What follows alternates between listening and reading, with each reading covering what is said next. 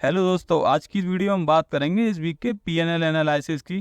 Trading में कभी profits होते हैं, कभी लॉसेस, लेकिन जो सबसे इंपॉर्टेंट चीज है वो है लॉस कंट्रोल। और इस हफ्ते हमने अपने लॉसेस को कंट्रोल किया है, जो एक पॉजिटिव बात है। तो चलिए शुरू करते हैं एक एक दिन का रिव्यू। डे 1 हमने वीक की शुरुआत एक लॉस से की और ये लॉस था 1% का, हल्का लॉस, लेकिन फिर भी एक इम्पैक्ट तो होता ही है माइंडसेट पर। डे 2 इस दिन हमने 5% का प्रॉफिट बुक किया। ये दिन थोड़ा बेटर था, मार्केट ने सपोर्ट दिया और हमने अपने एनालिसिस के बेसिस पर एक अच्छी पोजीशन बना के प्रॉफिट को कैप्चर किया। डे 3 लॉस फिर आया, लेकिन इस बार लॉस काफी छोटा था, 1% से भी कम। ये वो लॉसेस हैं जो मैनेजेबल होते हैं अगर रिस्क मैनेजमेंट सही हो, क्योंकि छोटे लॉसेस आपको डिस्टर्ब नहीं करते अगर आपका प्लान सही हो। डे 4 ये थोड़ा बड़ा लॉस था, 6%। थोड़ा मार्केट ट्रेकी था और कुछ मिस्टेक्स भी हुई एनालिसिस में, जिसकी वजह से ये लॉस हुआ। अब अगर ओवरऑल देखा जाए तो इस वीक हमारा 3% का लॉस हुआ। 4 डेज में से 3 डेज लॉस फेस किया, ओनली 1 डेज प्रॉफिट हुआ। ये एक सीरियस पॉइंट है जो हाईलाइट करता है कि रिस्क मैनेजमेंट कितना इंपॉर्टेंट है ट्रेडिंग में। अगर आप रिस्क को मैनेज नहीं करते तो लॉसेस आउट ऑफ कंट्रोल हो सकते हैं। मेरे लिए भी काफी इंसाइटफुल रहा, क्योंकि मैंने अपने लॉसेस को लिमिट किया। आपको एक चीज समझनी होगी, ट्रेडिंग में प्रॉफिट से ज्यादा जरूरी है लॉस को कंट्रोल करना, क्योंकि अगर लॉसेस बड़े होते गए तो अकाउंट खत्म हो सकता है, लेकिन अगर लॉसेस कंट्रोल में है तो आप मार्केट में लॉन्गर टर्म तक सर्वाइव कर सकते हो। मेरी स्ट्रेटेजी ये है कि छोटे छोटे लॉस ले लो, लेकिन बड़े लॉसेस को अवॉइड करो। अगर हम एक सर्टेन लिमिट से ज्यादा अगर रिस्क नहीं लेते हैं तो हम अपने अकाउंट को बचाए रख सकते हैं और प्रॉफिट मेकिंग का चांस हमेशा बनता रहेगा। बट अब हम ये बात करते हैं कि इंप्रूवमेंट कहाँ करनी है। सबसे पहला पॉइंट है प्रॉफिट को मैक्सिमाइज करना।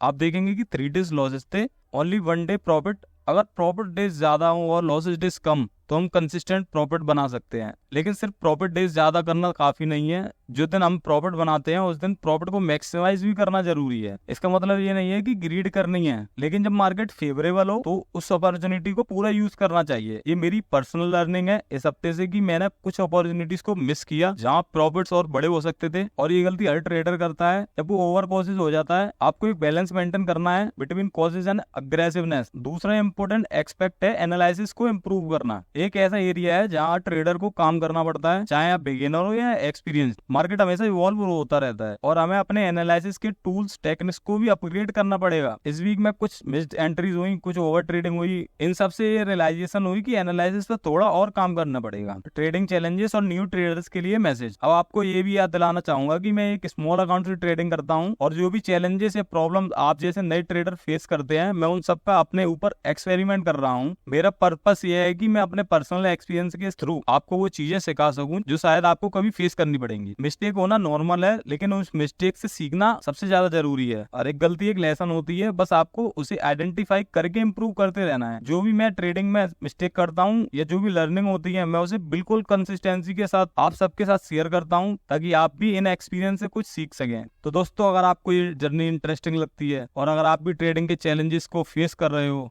तो मेरे चैनल को जरूर सब्सक्राइब करें। मैं रेगुलरली अपने पीएनएल शेयर करता हूं, अपने ट्रेड्स एनालाइज करता हूं और आपको ट्रेडिंग के रियल लाइफ चैलेंजेस और सॉल्यूशन के बारे में ऑनेस्ट कंटेंट देता हूं। अगर आप इस जर्नी का हिस्सा बनना चाहते हैं और कुछ नया सीखना चाहते हैं तो बेल आइकन दबाना मत भूलिए, ताकि आप हर नए वीडियो का नोटिफिकेशन मिलता रहे। तो दोस्तों, मिलते हैं अगली वीडियो।